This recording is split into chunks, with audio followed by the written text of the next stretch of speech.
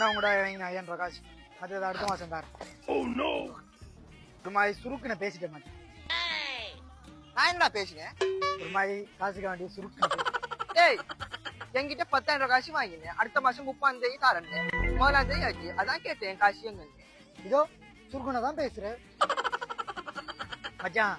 நீ அந்த பழைய பழக்க வழக்கம் எல்லாம் வேணாம். ஃப்ரெண்டுங்க எச்ச புத்தி காப்பாங்க. இதோ நீ கூட இப்ப என்ன எச்சன்னு சொன்னேன். அதுக்கு நான் என்ன பண்றது? ஏய் இப்ப பேசுறடா நான் சுருக்குன்னு.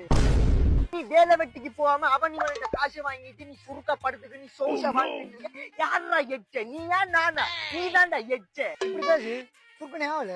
ஏய் நீ சுருக்குனா இல்லையா? இது சுருக்குனே ஆகல. ஏய் முதல்ல என்கிட்ட வாங்கி 5000 ரூபாய் காசு கூட. இது சுருக்குனா இப்படி பேச. அப்போ அது அதெல்லாம் சுருக்குனா ஆகல. காசை கேட்டதே நீ சுருக்கு.